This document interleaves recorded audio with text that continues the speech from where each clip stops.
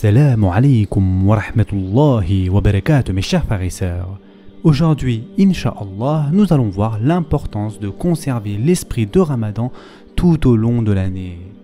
Mes chers frères et sœurs en islam, maintenant que nous sommes dans le mois de Shawwal, n'abandonnons pas notre rythme et nos différentes pratiques cultuelles instaurées au cours de ce mois béni. Ce mois, pour certains d'entre nous, est l'occasion de se régénérer et d'établir une relation plus proche avec Allah Azza wa Jal et sa religion. Nous avons jeûné, nous avons été charitables, nous avons lu le Coran et nous prions la nuit.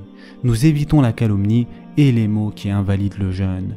Mais malheureusement, pour la plupart d'entre nous, une fois ce mois béni passé, le noble Coran est rangé dans sa boîte et le jeûne et les prières nocturnes sont oubliés pour un an.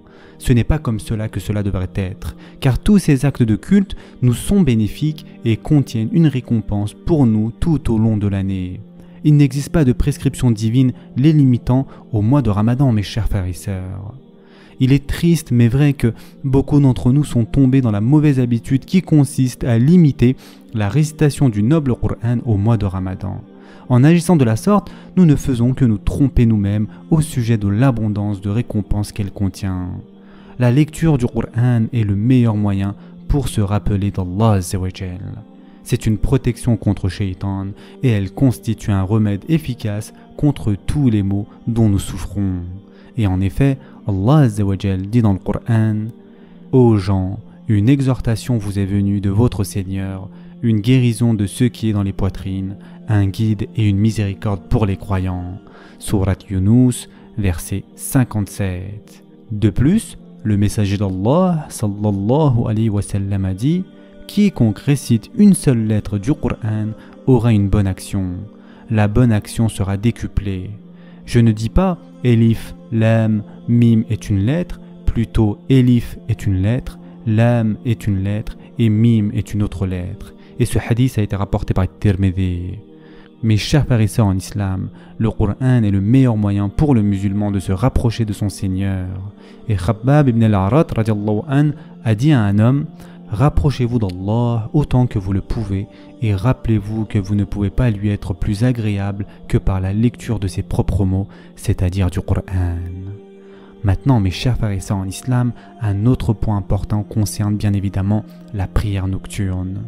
Beaucoup d'entre nous passent les nuits du mois de Ramadan, en particulier les 10 dernières nuits, debout en prière devant Allah Azza wa Jal. Cependant, que le Ramadan soit terminé ne signifie pas qu'Allah Azza wa Jal ne fait plus attention à nos prières nocturnes. Car Allah Azza wa Jal dit: ton Seigneur sait, certes, que tu, Mohammed, te tiens debout moins de 2/3 de la nuit, ou sa moitié, ou son tiers, de même qu'une partie de ceux qui sont avec toi. Allah détermine la nuit et le jour. Il sait que vous ne saurez jamais passer toute la nuit en prière. Il a usé envers vous avec indulgence. Récitez donc ce qui vous est possible du Coran. Il sait qu'il y aura parmi vous des malades et d'autres qui voyageront sur la terre en quête de la grâce d'Allah et d'autres encore qui combattront dans le chemin d'Allah. Récitez-en donc ce qui vous sera possible. Accomplissez la salat, acquittez la zakat et faites à Allah un prêt sincère. Tout ce que vous vous préparez, vous le retrouverez auprès d'Allah, meilleur et plus grand en fait de récompense. Et implorez le pardon d'Allah, car Allah est pardonneur et très miséricordieux. Surat al-Muzammil, verset 20.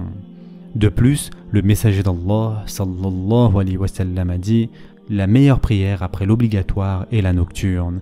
Et ce hadith a été rapporté par Muslim. En effet, la prière nocturne est pleine de bénédictions. Par exemple, un jour, une personne interrogea El-Hassan: comment se fait-il que ceux qui restent debout durant la nuit ont les visages les plus beaux? Il répondit à cela: parce qu'ils sont intimes avec le miséricordieux et il les embellit avec une part de sa lumière. Mes chers frères et sœurs en islam, pour ceux d'entre nous qui estiment que rester debout la nuit à prier fatigue et nous rend incapables d'exécuter nos tâches quotidiennes, adressons-leur les propos du messager d'Allah sallallahu alayhi wa sallam qui a dit: si l'homme s'endort, le démon nouera sur sa nuque 3 nœuds et dira sur chaque nœud: dors, tu as encore une longue nuit devant toi. Si le croyant se réveille et invoque Allah, un nœud se déliera. S'il fait les ablutions, le 2e nœud se déliera. Et s'il fait la prière, le 3e nœud se déliera. Par la suite, il sera le matin plein d'énergie et de bonne humeur. Alors que, s'il ne se lève pas, qu'il n'invoque pas Allah et qu'il ne prie pas, ses nœuds resteront attachés. Il sera le matin de mauvaise humeur et paresseux. Ce hadith a été rapporté par Bukhari.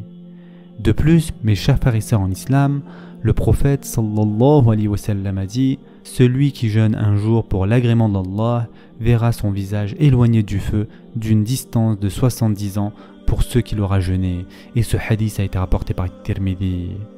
De même, le jeûne éloigne des maux qui peuvent découler de la richesse, de la famille ou du voisinage.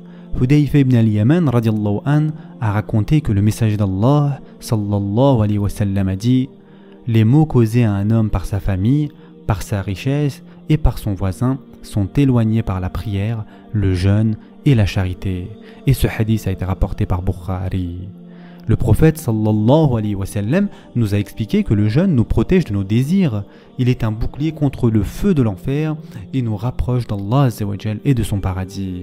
Le prophète sallallahu alayhi wa sallam nous a encouragé à jeûner au moins 3 jours par mois. Les meilleurs jours pour ce jeûne optionnel sont les lundis et jeudis ou les 14e, 15e et 16e jours du mois lunaire. Et enfin, pour terminer, mes chers frères et sœurs, Allah azza wa jal a permis à la plupart d'entre nous d'avoir une vie relativement confortable, surtout nous qui vivons en Occident. Mais il existe partout dans le monde des musulmans qui éprouvent beaucoup de difficultés à satisfaire leurs besoins les plus élémentaires. Au cours du mois de Ramadan, la plupart d'entre nous faisons la charité, mais nous oublions vite de le faire une fois ce mois passé.